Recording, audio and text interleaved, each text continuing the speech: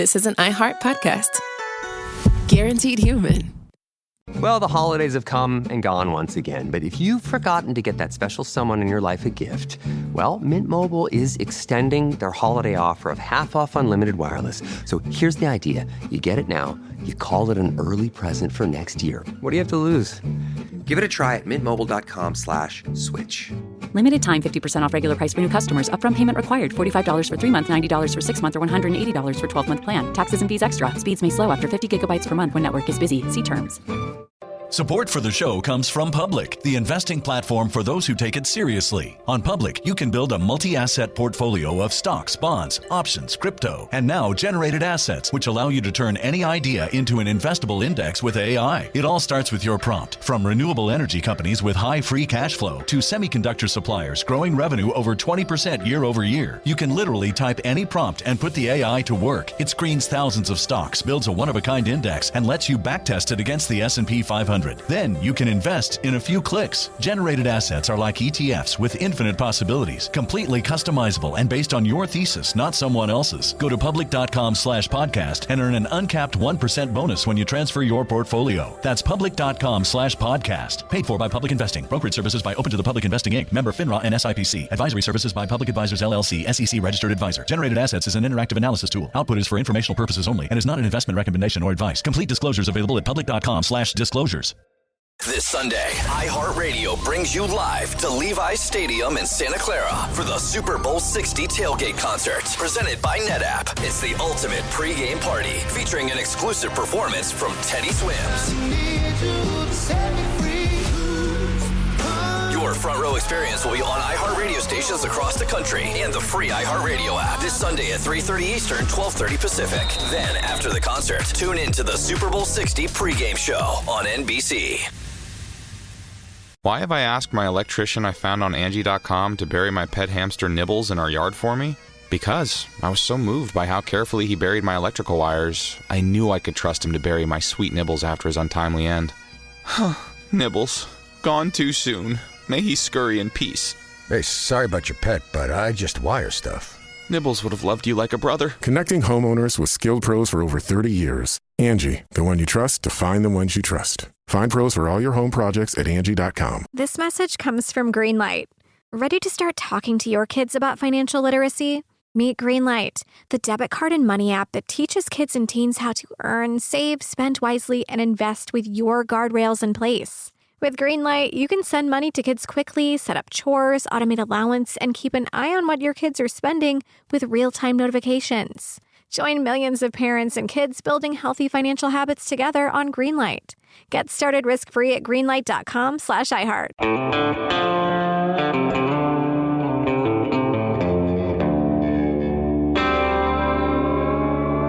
Body Bags with Joseph Scott Morgan.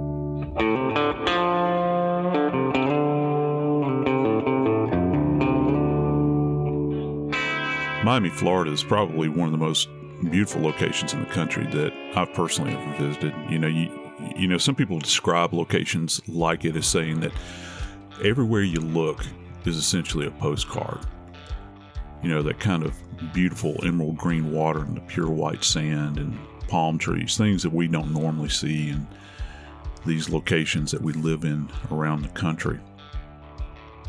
And I think when we begin to think about, you seek a place like that to find peace and happiness, and you try to live in that environment as if it is paradise. Life gets in the way, doesn't it? You begin to suddenly realize that within paradise, it can completely turn into a horror show. Today, we're going to talk about an OnlyFans model and her boyfriend, who wound up in the middle of a bloodbath. I'm Joseph Scott Morgan, and this is Body Bags. Jackie Howard, executive producer with Crime Stories, Nancy Grace. I got to tell you, every time I've ever been to Miami, I've often thought, what in the world do you have to do? What kind of money do you have to make to live in a place like this? It's absolutely gorgeous. You've got, the salt air. You've got the beautiful beach. You can go walk up and down. It's exotic. It looks like you're in the middle of the Caribbean, and I guess in kind of a way you are. But with Courtney Clenney and her boyfriend, it was anything but perfection. It did end up being a nightmare, certainly, for this couple, Joe. Courtney Clenney is an OnlyFans model, and she has 2 million followers on Instagram. And this may have been in part, which paid for the lifestyle that you're talking about, Joe. OnlyFans is a subscriber account, and with 2 million followers paying between $5 and $50 a month for access to her content would certainly make a comfortable lifestyle possible. Courtney Clenney was dating Christian Obumseli. They had been living together for a couple of years. And inside this apartment that day, he left to go get Subway to get them some lunch. During that time, Clenney made a couple of Instagram posts. She called her mother. But when Obumseli came back, reportedly an argument ensued. We don't know what, but the argument resulted in Courtney Clenney reportedly stabbing Christian Obumseli. And we find out later that there had been multiple reports of arguments coming from that household. But the biggest image that is standing out from this alleged murder is a photo of Clenney standing on their balcony in a bra covered in blood. For a forensic scientist, for a crime scene investigator, that's absolute gold. Because what do we associate most with death investigation? I think that for the average person on the street, other than simply a dead body, it's going to be blood. Because it's one of those things, when you take a look at it, you think about origin. Why is there such a huge volume of blood? Why do you have it on your person? From whence did it come? Because, blood is essentially, aside from certain medical conditions, is only going to be present as a result of some type of trauma. And look, I've seen these images of Clenney that were, put out there, by TMZ, were actually quite striking. And for people that are interested in true crime, this is something. This is a rare bird's eye view, and it's literally a bird's eye view because you can see it from whoever shot this video was in an elevated position looking down toward this balcony on this, on this apartment area. And I want to back up just for a second. We were talking about, kind of some of the details and, people making money. It has been alleged that the apartment that they were living in at that time, if I'm not mistaken, was roughly in the, now just hold on to your hat for a second, it was roughly in the $10,000 per month nut that they had to make every month. Just let that sink in just for a second. Can you imagine having to come up with $10K every month just to put a roof over your head? I mean, for average folks like us, that's quite a big number. You're up in the thin air. So you can only imagine there's a lot of pressure in this environment to be able to generate that kind of dough in order to live, essentially. And that's just to have the roof over your head. That doesn't account for everything else that's involved with this. So this is some type of lifestyle, that they're leading. And then when you put it in the context that there has been a homicide that has been committed in this $10,000 per month rental, all right, and you're looking down on it, you get this kind of bird's eye view and peek behind the curtains, if you will, and you can see her seated there. It looks like she might be cuffed, seated on the floor, leaning back against the wall, and you can see dogs, or a dog, I think, kind of walking up toward her and then walking away. And even at that distance with that grainy video, you can appreciate how much blood is covering her. So it's an odd thing, and you can see the police working in there. You can kind of get faint images of uniformed cops kind of moving about and her kind of staring down. And, for a moment, you kind of detach yourself from the forensics of it and you begin to think, what in the world's going through her mind at that moment in time? Police came to the scene because of a 911 call. And in that 911 call, you can hear in the background Courtney Clenney saying, "I'm sorry, baby, I'm sorry." That would stand to reason that she is the person who did this.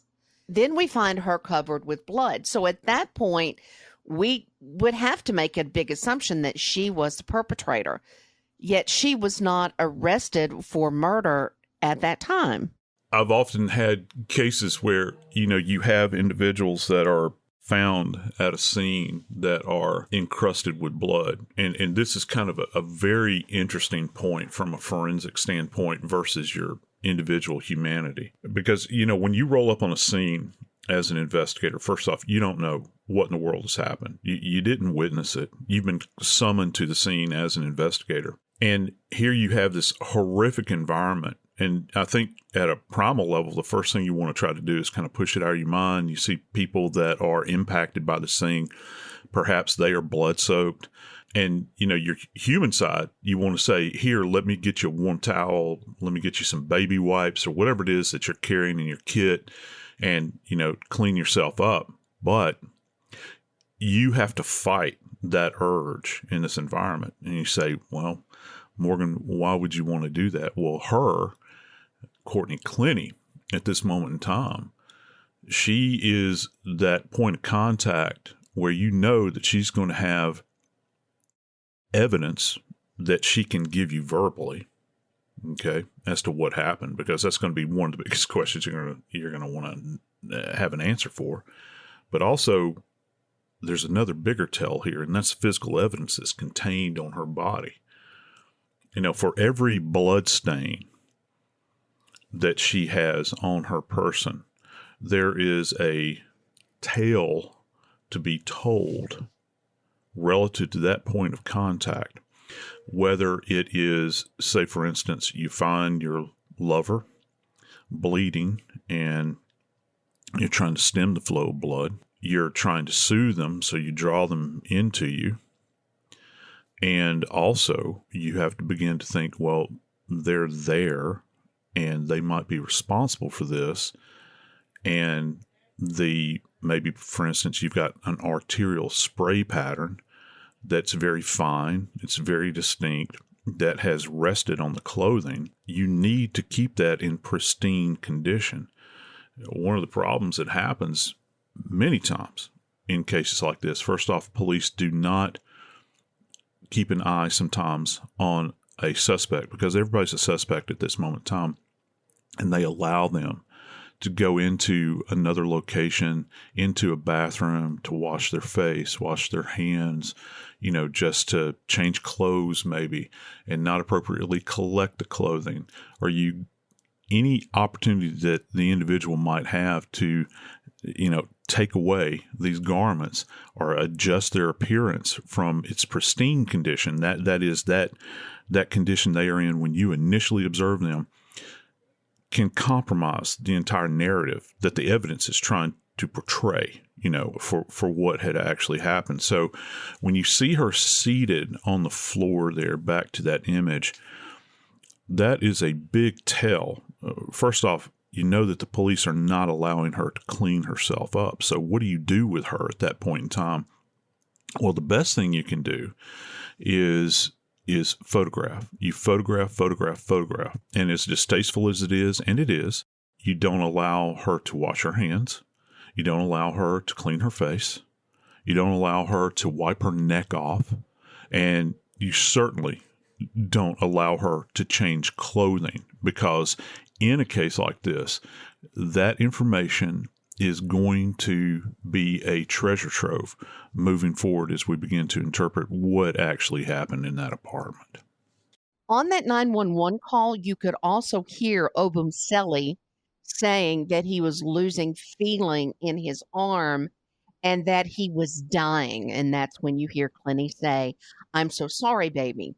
So when the police arrive, you were talking about this arterial spray, Joe, and we suspect that there was allegedly a fight between the two, and that's what resulted in his death. So what would the police have seen? She was covered in blood, but would the apartment have also been covered in blood? When the police, make this initial entry into this environment, they will see copious, and that's a term that pathologists love to use, which just means a lot. Okay, copious amount of blood that will probably be pooled in certain locations. Go back to what Obumseli actually said, or could be heard saying. I can't feel anything. I'm losing a feeling in my extremities. And this is something that is encountered with blood loss. As a matter of fact, he's probably becoming what's referred to as shocky at that moment in time. He's going into shock. His pallor will change. That is, his complexion. It'll look kind of washed out. It doesn't have the vibrance that he would have had, in a healthy state. He'll become delirious and this sort of thing. And he's not going to be moving around a lot. So where he finally comes to rest is going to be kind of the end game as far as he is concerned. However, in an initial attack, let's say he was seated on a sofa. When his body is first breached with an instrument, like a sharp instrument, if that weapon is withdrawn, you will see a tremendous amount of blood that will initially kind of come out of the body at that point in time. And his response to this, it's kind of a primal response. You feel the sharpness of the pain as an instrument penetrates your body, and you reach up to kind of assess it yourself. Blood transfers to your hands. You may clutch your chest. You may try to brace yourself. You may try to reach forward. And if there's an attacker, you're going to grab them. So you're actually transferring your own blood to the individual that has struck a blow against you. Then, your instinct tells you to get away from that initial contact, from that point in which you were attacked or you perceive yourself to be attacked. And as that happens, your body is twisting, turning, this sort of thing. And if the object, for instance, a knife, is not still in place and it's been removed from that location, you will have blood that is either slowly coming out of the body or spurting. Okay, and I think that in this case, sustained an arterial breach at that moment in time.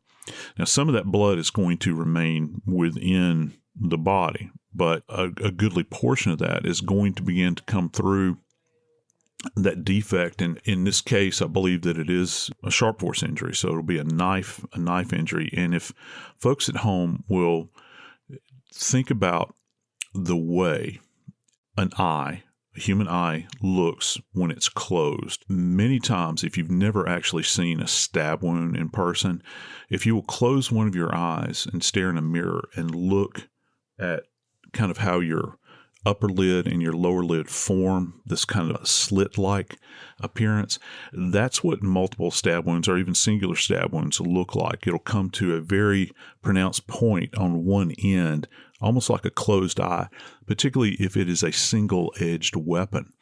And so you can have quite a bit of blood coming forth from that injury if an artery is struck. And so every time the heart beats, essentially, okay, you will have forced blood out of that defect. And that's what in the world of forensic pathology, these are referred to as, it'll be probably a linear defect, meaning line. The blood will kind of spurt out and it'll come out in a spray because that's the way it's coursing through your body at that moment in time. Remember, he's not dead. Okay. Heart's still pumping. He's still breathing. So it's being forced out.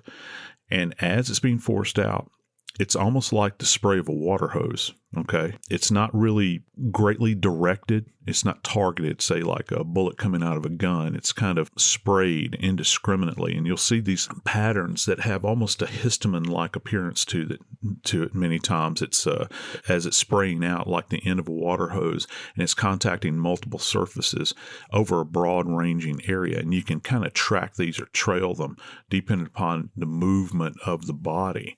And as, of course, more blood is lost, there'll be a less volume of blood that's coming from this injury. Remember, he said, I can't feel my arms. And as shock begins to set in, those areas where he has moved about as a result of this injury will come to a terminus. It'll end right there where he finally dies or goes into a kind of a static position on the floor where he can no longer move. He would get very, very sleepy, drowsy, that sort of thing as blood, has begun to leach out of his body. He's not getting sufficient oxygenation to his brain. Now, what comes into play at this moment in time is what efforts did Clenney make? Did she attempt to resuscitate him? And if she did, then that would mean that envision your hands in the center of somebody's chest as you're doing chest compressions, and you're immediately adjacent to this insult in the chest, this open wound. And every time, think about this, every compression that you make, that is, every time you press down on the chest, a little bit of blood is going to leach out, okay? And as that happens, it's going to transfer to your hands. Okay, I got to stop you for a second. I want to understand something you just said. You said blood is going to leach out. When you use that term, and I've heard you use it often, do you mean a little trickle? Do you mean a spurt? Give me a mental image to think about when you say blood is going to leach out.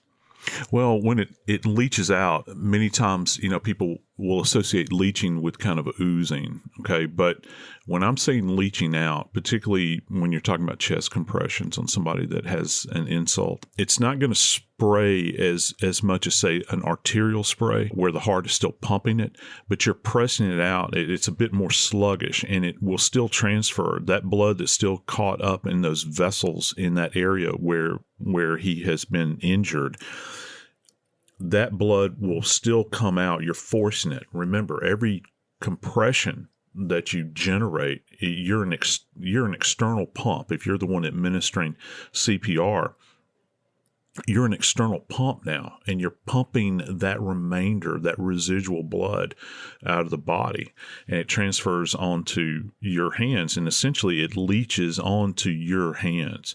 And everybody can understand, kind of the tackiness of blood. You can't get it off of you. Blood is not a standalone, one-off substance. It's a substance that has multiple components to it. As a matter of fact, if it doesn't continue to circulate, if it just sits on the floor, for instance, after a period of time, what's really fascinating, one of the things that we look at in death investigation is you will actually see, and this is kind of cool, you'll actually see the red blood cells, and you can visually see this. You can see the red blood cells begin to separate out from the serum. So you'll have, over a period of time, and we really haven't fine-tuned this enough to know, if we're going to use this as like a part of assessing postmortem interval, that is the time since death. But we do know that over a period of time, the red blood cells will migrate away from the serum, and the serum is clear. It's kind of clear. It's got kind of a yellow tinge to it, and you'll see it begin to kind of migrate away because it's no longer mixing. Just think about that, as the body is pumping the blood through the body and it's being oxygenated and it's traveling throughout the body, it's essentially mixing and staying mixed in that state like that. But after it's out of the body, it begins to kind of separate out into its individual components at that moment in time. So with what you're describing right there, Joe, with the blood separating and the way that it's going to look outside the body, what would it look like on Clenney herself? Because the image looks like somebody drenched her in red paint. It really does. It looks like somebody dipped a paintbrush in a big bucket of paint and just kind of randomly, wiped it all across her person. And again, you got to temper that a little bit, because remember, that image that we're looking at that moment in time is from above, and it looks like it's from across the way. So it's at kind of a distance. So it's hard to appreciate detail. But when you're up on her in person, or when they would have been up on her, that is the authorities in person, you could visibly see the changes in the blood. It begins to kind of darken as it's contacting the very surfaces of her clothing, along her face, her hands, and the nature of it is changing because it's now outside of the body.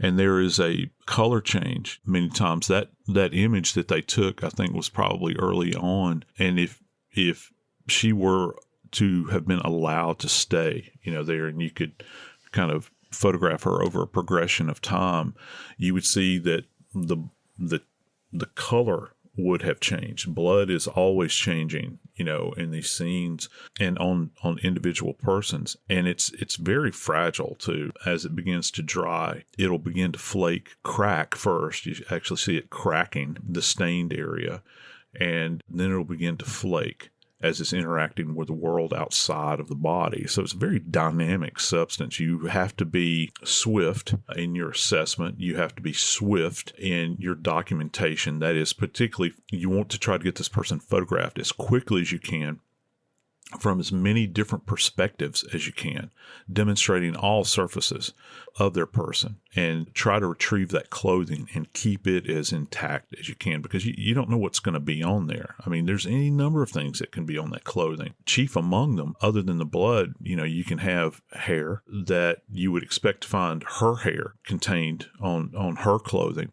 But this poor man, you would also potentially find his hair. Now, they're in an intimate relationship, so you would expect maybe to find trace elements of his hair that have sloughed off of his body, maybe even his skin. But when you find, say, the blood that's there, that has kind of encrusted on that clothing, and you have his hair caught up in multiple locations, that there was, in those little dried areas of blood, that there's something very dynamic that has gone on.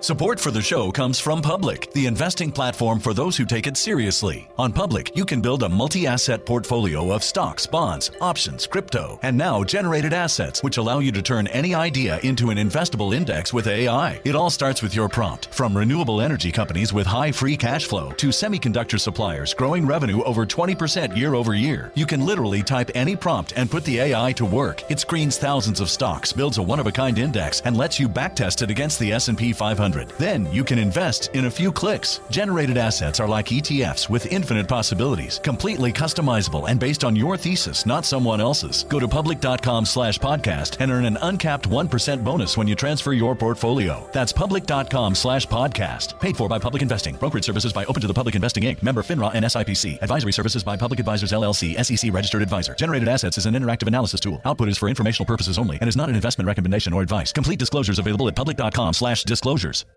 This Sunday, iHeartRadio brings you live to Levi's Stadium in Santa Clara for the Super Bowl 60 tailgate concert, presented by NetApp. It's the ultimate pregame party, featuring an exclusive performance from Teddy Swims. Your front row experience will be on iHeartRadio stations across the country and the free iHeartRadio app this Sunday at 3:30 Eastern, 12:30 Pacific. Then, after the concert, tune in to the Super Bowl 60 pregame show on NBC. Now I'd like to introduce you to Meaningful Beauty, the famed skincare brand created by iconic supermodel Cindy Crawford. It's her secret to absolutely gorgeous skin. Meaningful Beauty makes powerful and effective skincare simple, and it's loved by millions of women. It's formulated for all ages and all skin tones and types, and it's designed to work as a complete skincare system, leaving your skin feeling soft, smooth, and nourished. I recommend starting with Cindy's full regimen, which contains all 5 of her best-selling products, including the amazing youth-activating Melon Serum. This next generation serum has the power of melon leaf stem cell technology. It's melon leaf stem cells encapsulated for freshness and released onto the skin to support a visible reduction in the appearance of wrinkles. With thousands of glowing 5-star reviews, why not give it a try? Subscribe today and you can get the amazing Meaningful Beauty system for just $49.95. That includes our introductory 5-piece system, free gifts, free shipping, and a 60-day money-back guarantee. All of that available at meaningfulbeauty.com. Why have I asked my electrician I found on Angie.com to bury my pet hamster Nibbles in our yard for me? Because I was so moved by how carefully he buried my electrical wires, I knew I could trust him to bury my sweet Nibbles after his untimely end. Nibbles, gone too soon. May he scurry in peace. Hey, sorry about your pet, but I just wire stuff. Nibbles would have loved you like a brother. Connecting homeowners with skilled pros for over 30 years. Angie, the one you trust to find the ones you trust. Find pros for all your home projects at Angie.com. Well, the holidays have come and gone once again, but if you've forgotten to get that special someone in your life a gift, well, Mint Mobile is extending their holiday offer of half off unlimited wireless. So here's the idea. You get it now, you call it an early present for next year. What do you have to lose? Give it a try at mintmobile.com/switch. Limited time 50% off regular price for new customers. Upfront payment required. $45 for 3 months, $90 for 6 months, or $180 for 12-month plan. Taxes and fees extra. Speeds may slow after 50 gigabytes per month when network is busy. See terms.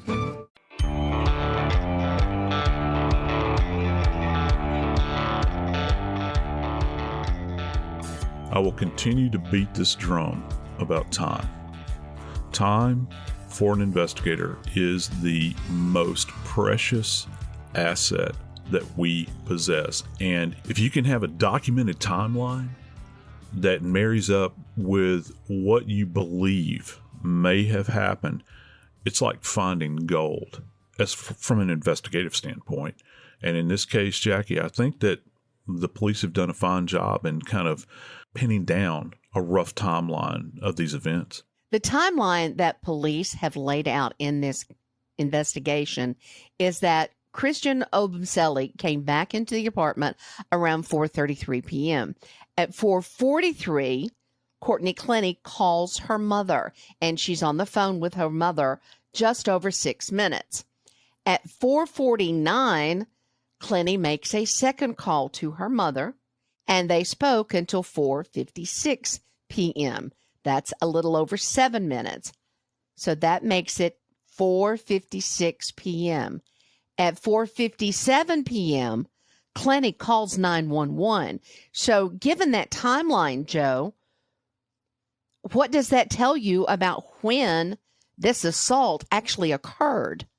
According to the timeline that the police have released in this case, we have to think about what was Obumseli doing. Well, he had left the apartment and had been gone for quite some time. There was some contact between these two, that is Clenney and Obumseli via phone. And it was during that conversation that apparently he agreed to go and pick up food from Subway restaurant. He's going to go grab sandwiches. And it's at the moment that he hits the door, when he returns back into the apartment, roughly at according to the police, at 4:32 p.m., there was a fight that ensued. And this happened, rather quickly. And it's curious here that we don't really know, according to the police, what sparked this off at that moment in time. But something occurred relative to maybe it happened when he was going to get the sandwiches. Maybe they had in that initial phone call before he, arrived, maybe they had a spat. He returns back to the apartment, according to the police. They have put forth this narrative that while Obumseli was out of the apartment, she was taping. Now, I don't know if this was for her fan accounts or if there was some kind of issue, related to that, but something sparked this off. And it was at that moment in time, there's kind of this brief moment in time that, roughly according to the timeline that the police had laid out, it would have happened in an instant, I think, that this attack, if as the police have laid it out, would have occurred perhaps with him being completely unaware of what was about to have happened. And I think that's what they have spent so much time. Jackie, you had mentioned earlier, they didn't arrest her initially. I think that they've spent a lot of time trying to sort this out. That actual brief window of time has kind of stumped them to try to get the facts straight in this particular story, to try to understand what could have kicked this thing off, what would have initiated such a violent act having taken place. Police say that Clenney told them that she was defending herself. So let's look at the actual injuries that Obumseli sustained. He was stabbed with a 6-inch knife. So describe for me, Joe, where he was stabbed, what body parts would have been affected, why he was not feeling his arm any longer. Explain that for me, Joe. When his wound was assessed, it's quite fascinating, I found, because it's a single injury. Just think about that just for a second. And he's a big guy. If you've never seen an image of these two together, I beg you, check it out online. He's a big, powerful guy.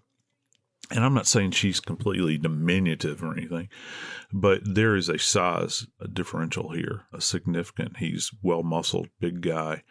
These two people are in pretty good physical condition, and it's with a single blow that he was essentially struck down. The injury that the Miami-Dade Medical Examiner's Office was able to assess on him, stated that the track of this wound, you had mentioned that this is a 6-inch blade, and the blade itself is got a serrated edge on it, which gives you an indication this is probably something used, in a household. We generally see serrated edges, for steak knives. Okay.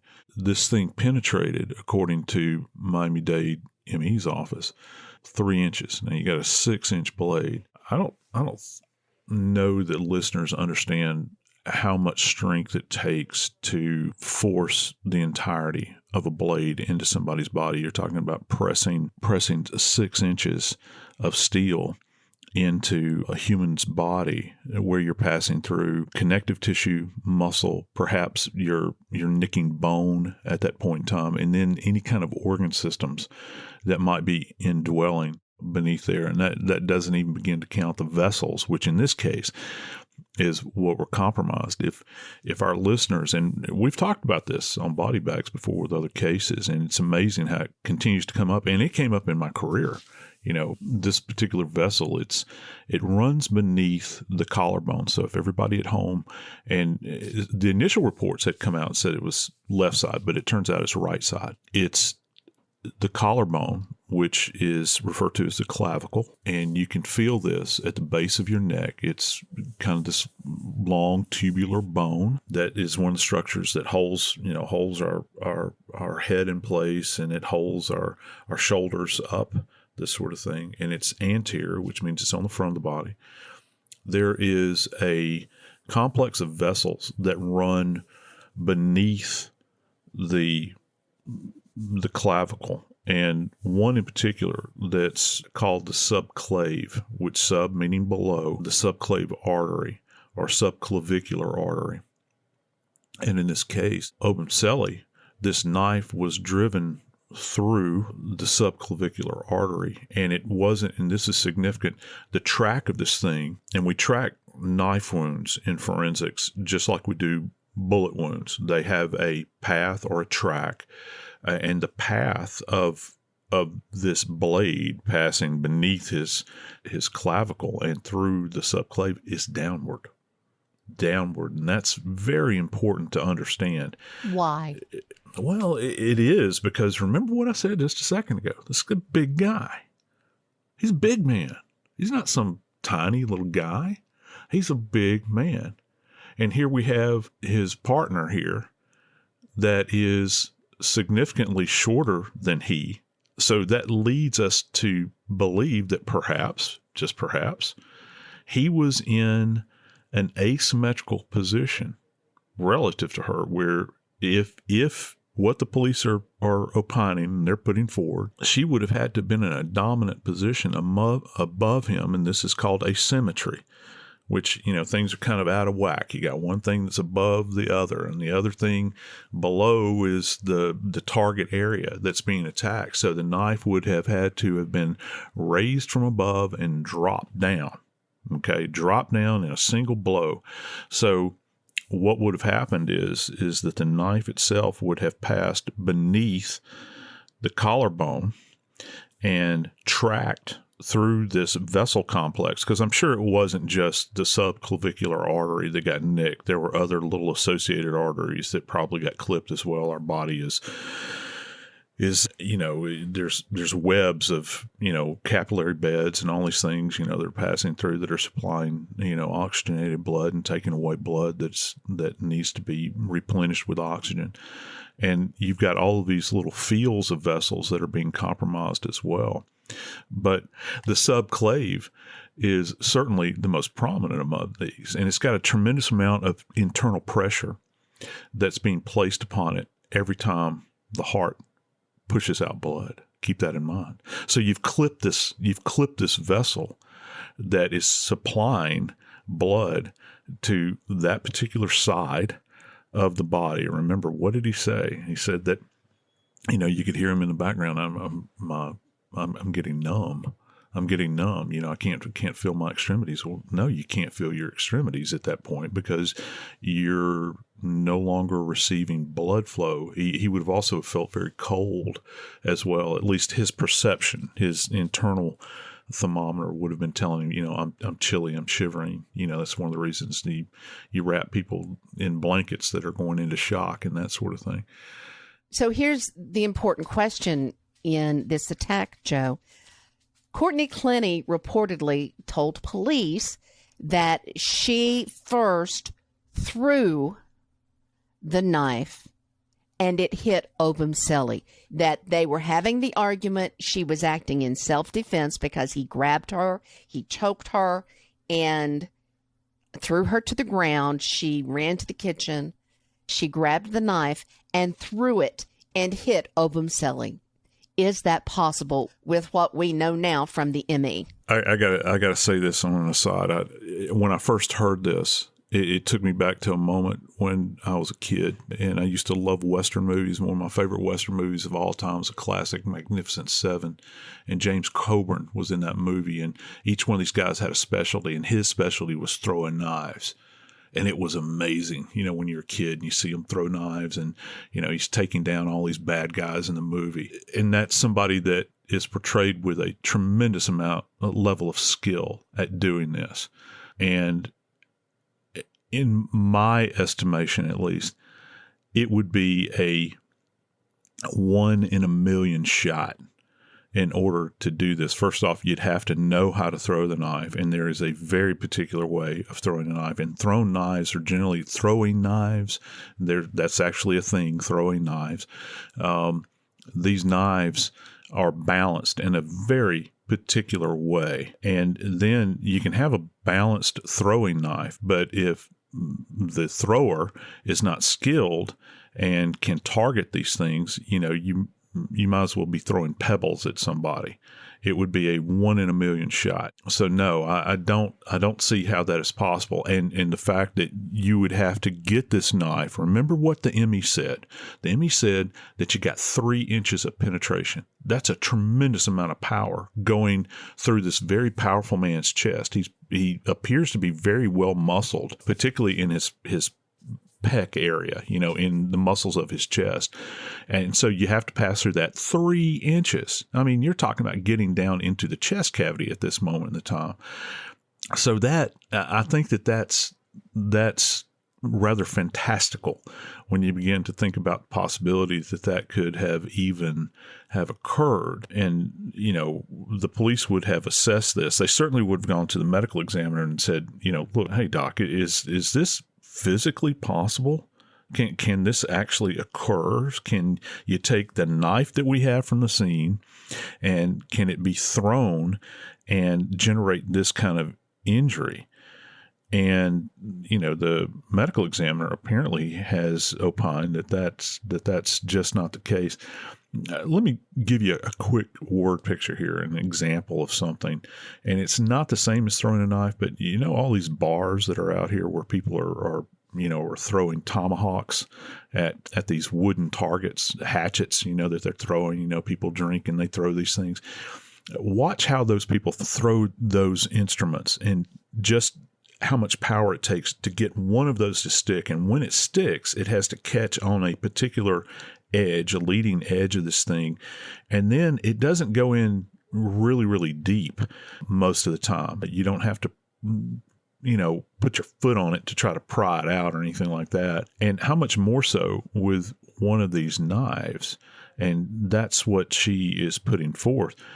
Another really significant thing here. We talked about the assessment of her and the blood evidence that was on her person.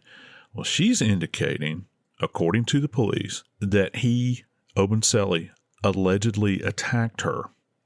Well, what does that mean? Well, first off, it means that he attacked her. That, I don't think it was a verbal attack, because she actually says that he attempted to choke her. Again, I go back. This guy's very powerful. Did she tell the police officers that initially when they arrived at the scene? Because if she did, there's got to be pictures of her neck. If he threatened her to the point where he put his hands on her neck and began to squeeze, in those early moments of that investigation, there would have probably been evidence of that.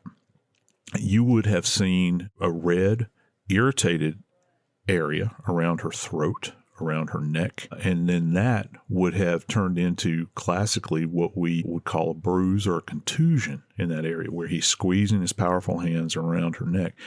I'd want to know if the police did that assessment and they were able to conclude that, yeah, there was an attack here, that we saw evidence of that, or that we didn't see evidence of that, because it's something that would stand out like a sore thumb. If events happened as Clenney first alleged to police, that she was protecting herself and that she threw the knife and hit him and hit Obumseli, would the blood patterns have been different? I'd have to say that there would be, if you're talking about throwing the knife, first off, I think that the injury itself would appear completely different. And this is why.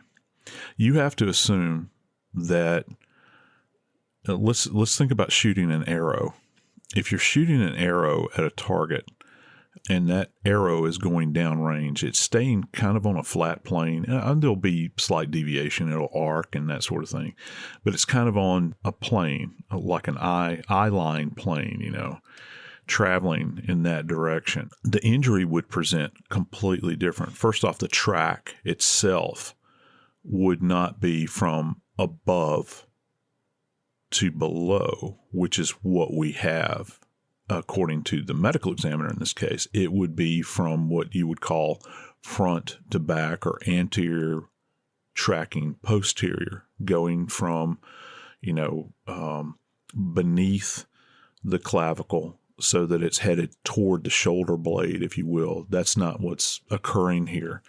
As far as blood patterns, assuming that she could throw the knife and it would have stuck into or compromise the structural integrity of that vessel in there, the subclave, I don't know that the blood patterns themselves would have been any different, but the wound track itself would have been markedly different. You would have seen something completely different than what the medical examiner saw at autopsy.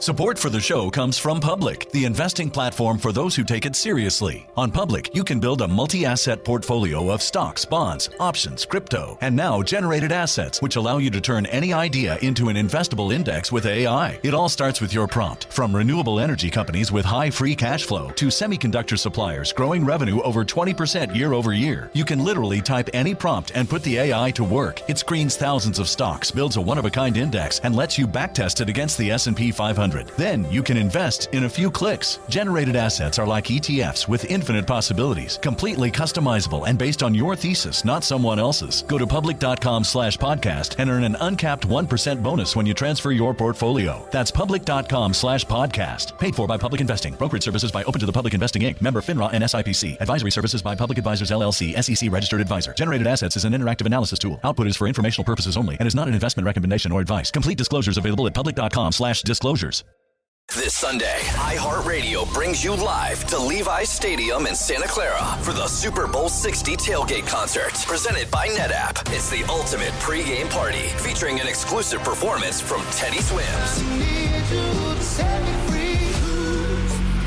Your front row experience will be on iHeartRadio stations across the country and the free iHeartRadio app this Sunday at 3:30 Eastern, 12:30 Pacific. Then, after the concert, tune in to the Super Bowl 60 pregame show on NBC. Now I'd like to introduce you to Meaningful Beauty, the famed skincare brand created by iconic supermodel Cindy Crawford. It's her secret to absolutely gorgeous skin. Meaningful Beauty makes powerful and effective skincare simple, and it's loved by millions of women. It's formulated for all ages and all skin tones and types, and it's designed to work as a complete skincare system, leaving your skin feeling soft, smooth, and nourished. I recommend starting with Cindy's full regimen, which contains all 5 of her best-selling products, including the amazing youth-activating Melon Serum. This next-generation serum has the power of melon leaf stem cell technology. It's melon leaf stem cells encapsulated for freshness and released onto the skin to support a visible reduction in the appearance of wrinkles. With thousands of glowing 5-star reviews, why not give it a try? Subscribe today and you can get the amazing Meaningful Beauty system for just $49.95. That includes our introductory 5-piece system, free gifts, free shipping, and a 60-day money-back guarantee. All of that available at meaningfulbeauty.com. Why have I asked my HVAC guy I found on Angie.com to change my grandpa's trachea tube? Because I was so amazed by how quickly he replaced our air ducts. I knew I could trust him to change Pop-Pop's tube while I was on vacation.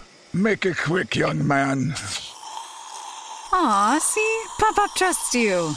I think we should call a doctor. Connecting homeowners with skilled pros for over 30 years. Angie, the one you trust to find the ones you trust. Find pros for all your home projects at Angie.com. Are you a fraud-paying American? It's a fact that 1 in 4 honest, hard-working, tax-paying Americans has been a victim of identity theft. With LifeLock Identity Theft Protection, though, if your identity is stolen, they fix it, guaranteed, and get you your money back. Last year, the IRS flagged over $16 billion in refunds for identity fraud. That's billions of dollars that could come from your salary, overtime, or second job. But this year, you don't need to stay a victim. LifeLock monitors millions of data points per second for your personal information and alerts you to threats you could easily miss on your own.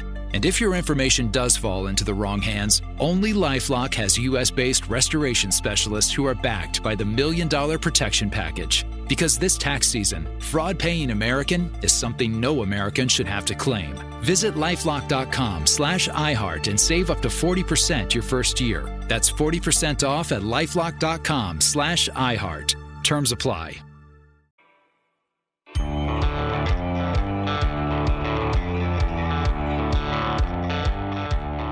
You know, police officers never know what they're walking into, you know, and they always say that, you know, domestic cases, and I agree, are always the most dangerous situations you can walk into. And look, the cops are not there 24/7 to see what happens in a family dynamic, a relationship dynamic. They're there after the fact most of the time, or they're there when the thing has just come to a complete and total head and people are screaming and yelling and you've got, you know, things being broken and people are injured and maybe even dead.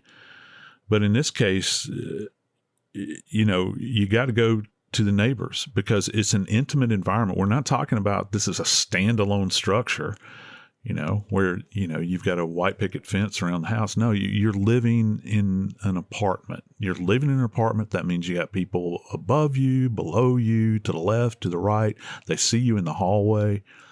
And sometimes your best source information are the people that inhabit the space around you. Well, in Courtney Clenney's case, the people that came forward were friends and neighbors who reported seeing and hearing a lot of violence coming not just from the apartment, but throughout the couple's 2-year career. And then we have the video of Courtney Clenney assaulting Obumseli in an elevator. Now, keep in mind, again, everyone is innocent until proven guilty. This case has not been adjudicated yet. We're discussing the evidence that may come forward in a trial. So how is this video, Joe, and witness statements of assault and fights and physical attacks going to play into this case? It's a treasure trove, I think. And when this does go to trial, you're going to see a succession of not just eyewitnesses, but in this particular case, you're going to have ear witnesses. And I think anybody that among our listeners that have ever lived in an apartment, that's the biggest drawback, isn't it? You hear people, you got heavy-footed people, that live above you, people that play loud music, people that bang around in the middle of the night when you're trying to, catch some sleep. But the things that always stand out are those sounds that pass through the wall. And, we're sharp enough as human beings to pick up, I think, even in stressors in people's voices, the rise and the fall, the pitch of a voice. And not just that, but what's being verbalized, the threats. And all of that stuff will come to light, I think, during the course of this. And then, you top all of this off with this imagery, which I got to tell you, it gave me pause, this elevator image that has been floating around out there. And, when you see this thing, the video capture that they have, Clenney, first comes into frame, and it looks like she's, dressed in maybe a bra or sports bra. I can't really tell, and a pair of, like sleeping pants or something like this. And it's the elevator itself looks like something out of Star Trek. It's like high tech kind of thing. And there's this big touchpad wall that's brightly lit, and she's frustrated. You can see her just like pounding on the board itself, trying to get it to respond. And almost immediately, Obumseli comes around the corner and walks in, and he attempts to assist with the board. And it's at that moment in time, you see her strike out at him. Again, how I was talking about earlier, how you can see kind of a physical difference, between Obumseli and Clenney. He's a big guy. But, in that image, he kind of comes off as like this gentle giant. I don't know how I would react. She's striking him. I mean, she's hitting. She grabs his hair, pulls his head back a little bit. You can see he kind of winces. And guess what he does? He puts his arm around her and kind of secures her adjacent to his body so that she can't strike him. But I never see him in that video image raise his hand to her. I never see him put his hands around her throat. I never see him bang her off the wall. And so I think that as that is being played before the court, I think that it's going to really tell a tale. And I think that the jury will certainly have enough information to chew on in that event. How do you distinguish between this he said, she said scenario? You have Courtney Clenney, who has said more than once that he was abusive and that he assaulted her. And then you have video evidence and his friends and hers as well saying, well, we saw her hitting him. He didn't hit back, but we saw her hitting him. How do you weigh that in the testimony? Well, and I think that probably counsel, and I've seen this happen in court cases that I've covered, they famously say, particularly the prosecution, they'll say, you can say anything about the dead, they can't defend themselves at that moment in time. And I think from an evidentiary standpoint, when you hear about putting forth the narrative that she had been attacked, one of the questions that would be brought up is, where's the evidence of attack? And I'm talking about, how is that physically demonstrated over this 2-year period?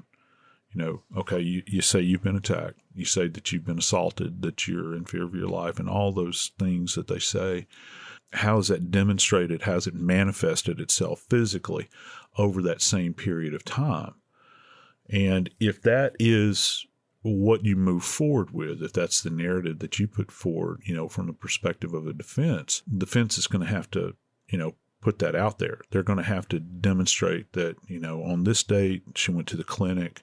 And look, this is something that we do in forensics all the time, particularly when we think about abuse cases.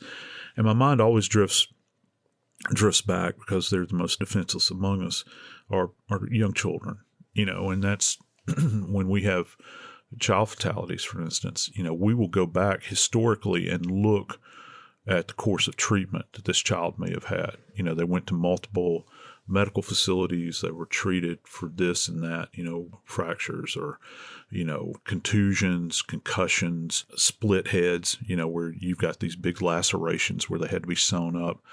And, that kind of gives you these investigative breadcrumbs along the way. So again, we're not there, as investigators, when these things happen, we have to go back after the fact and piece it together. And if you don't have that, and I think that's what makes this a difficult sell. Again, Courtney Clenney is accused of stabbing her boyfriend, Christian Obumseli, and she is charged with murder in the second degree with a deadly weapon.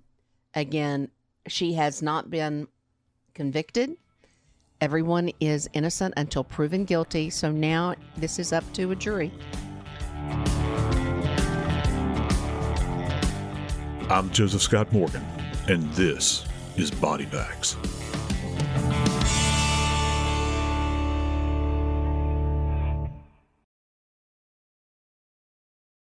This Sunday, iHeartRadio brings you live to Levi's Stadium in Santa Clara for the Super Bowl 60 tailgate concert, presented by NetApp. It's the ultimate pregame party, featuring an exclusive performance from Teddy Swims.